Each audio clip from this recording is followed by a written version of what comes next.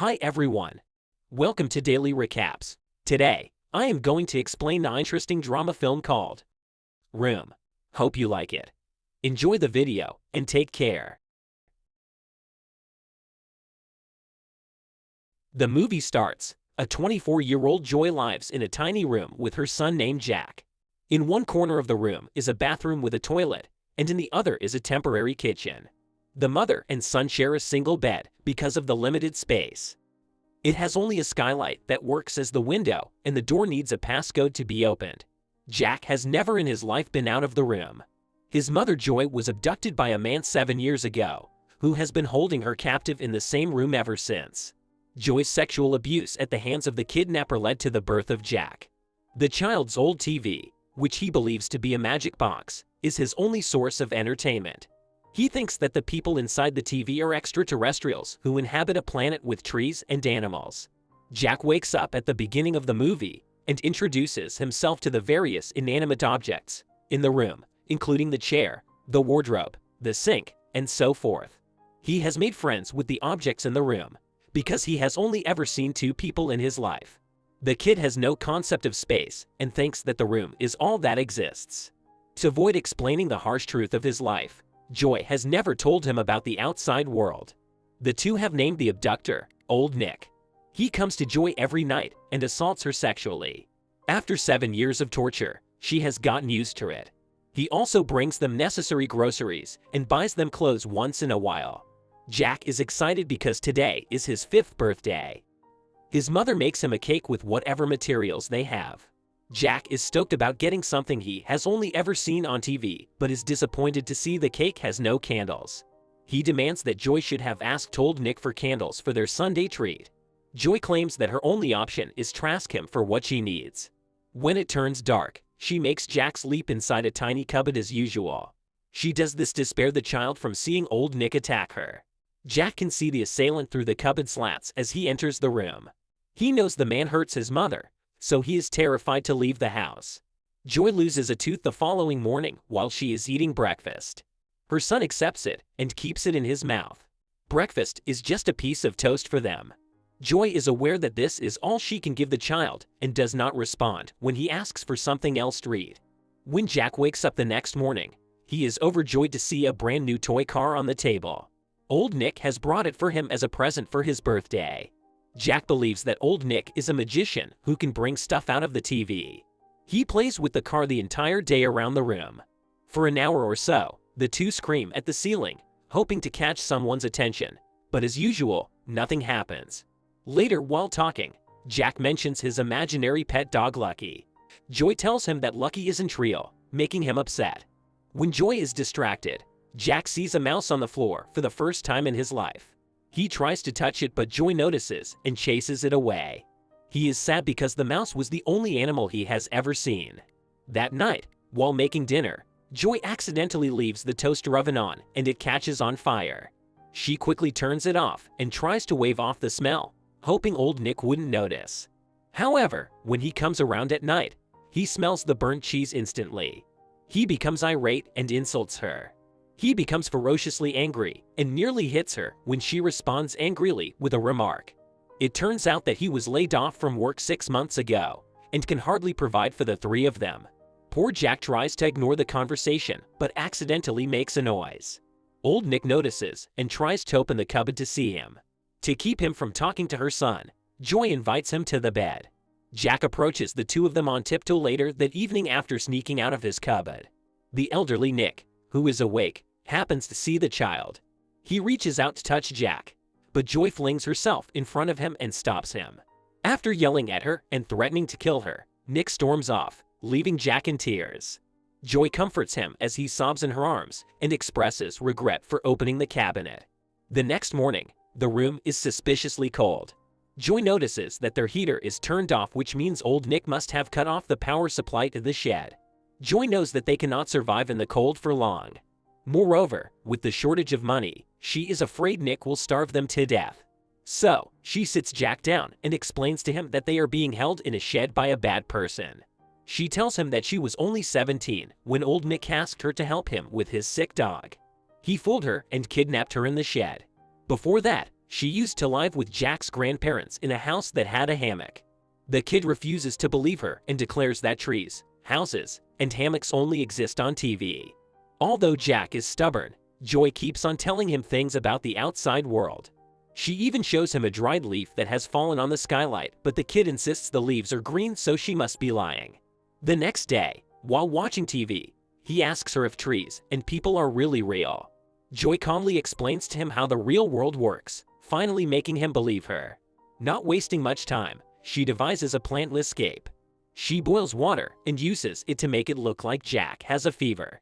To make him smell bad, she even makes herself throw up and spreads it all over the pillow. The young child sobs and says he doesn't want to. Joy doesn't enjoy seeing him crying, but she has no other way to escape. When old Nick arrives that night, she tells him that the cold has made Jack sick. Nick touches his forehead, which is burning because of the hot water.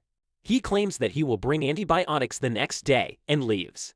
Joy is disappointed because she had thought he would take Jack to the hospital where the kid would have a chance to escape. The following day, she thinks of a new plan. As she wraps him in a rug, she instructs Jack to act dead. She teaches him to unroll and run for assistance. The youngster is informed that old Nick will take him outside where he will encounter real people and must enlist their assistance. Despite his fear, he decides to proceed. Later, when old Nick shows up, Joy has already swaddled Jack in the rug and is acting upset. She claims that he died during the night and blames old Nick for his death. Nick panics and quickly brings the kid out, still rolled up in the rug. He puts him into the back of a pickup truck and drives off.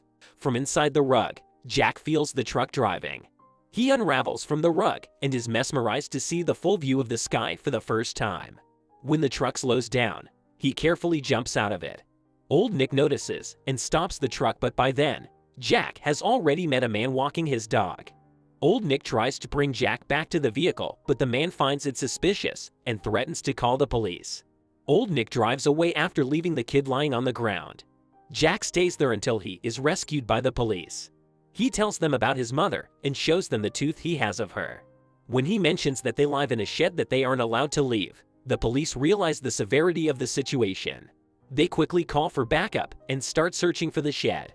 Only some hours later, they rescue Joy, who is fortunately safe. She reunites with her son and praises him for his work. The two hug, celebrating their freedom after being captured for 7 years. When Jack wakes up the next day, he finds himself in a bed in a hospital room. He looks outside the window, still unable to believe that the outside world is real. Joy and he takes a bath and a shower for the first time.